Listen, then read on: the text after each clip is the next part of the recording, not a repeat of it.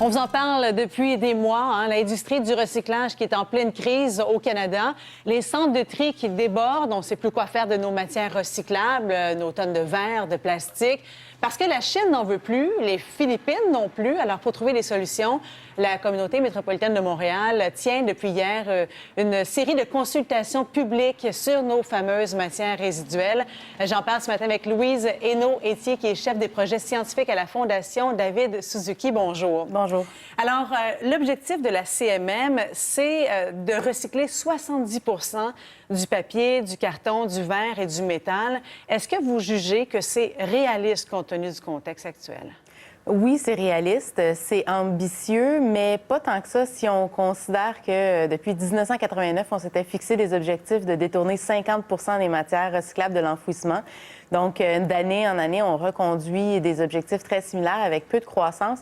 Moi, je pense que la CMM, dans son nouveau plan de modification du plan de gestion des matières résiduelles, c'est aussi donner les moyens d'arriver à ces objectifs-là. Il va falloir changer beaucoup de choses, en tout cas, pour y arriver, parce que quand on regarde les tout derniers chiffres de Recyc Québec, 14 du verre et 18 du plastique sont recyclés pour l'instant. Quelles sont les recommandations que vous avez émises dans votre mémoire qui a été déposée hier après-midi?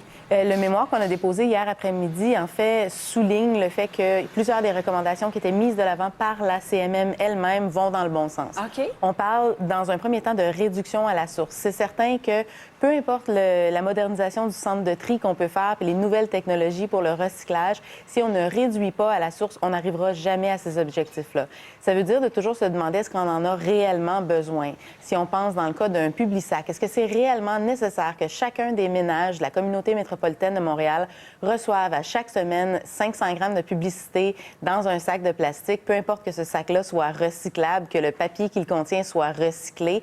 Est-ce que c'est nécessaire? Donc, vous dites quoi? Que le Publisac devrait être banni? Non, le Publisac devrait simplement être envoyé aux clients qu'ils veulent. On a au Canada une loi anti-pourriel. Si vous ne voulez pas être sollicité contre votre volonté dans des courriels, bien, vous avez le droit.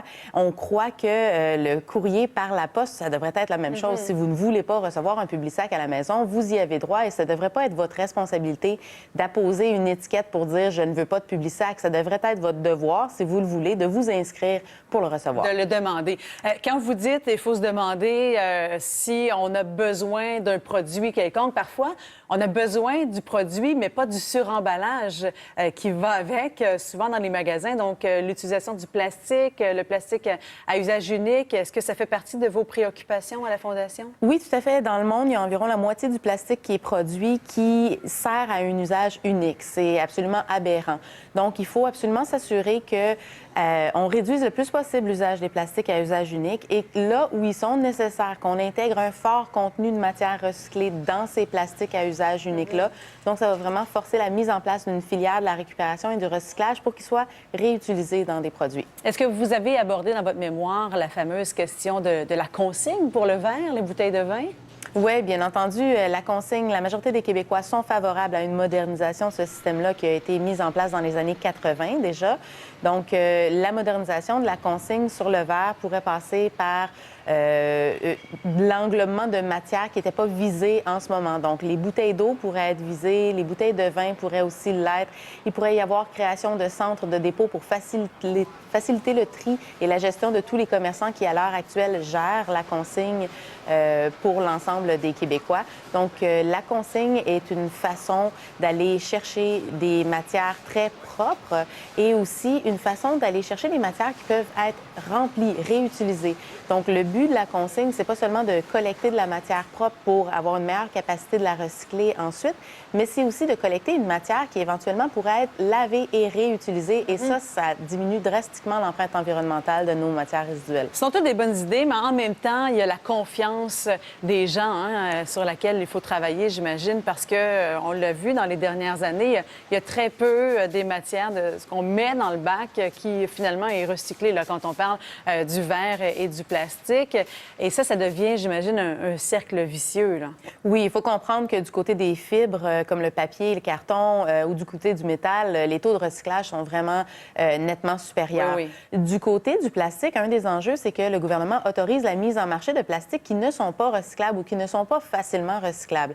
Donc, par une responsabilité élargie des producteurs, avec un ajustement des tarifs qui sont chargés et pris en considération par éco-entreprises, il pourrait y avoir moyen de ne mettre en marché que les plastiques qui sont réellement recyclables en bout de ligne. Et là, on verrait les taux de recyclage augmenter drastiquement. Et vous avez bon espoir que la CMM mette en application les différentes recommandations que vous avez faites? Tout à fait, parce que la CMM, c'est 50 de la population du Québec et on est vraiment un gros joueur. C'est important.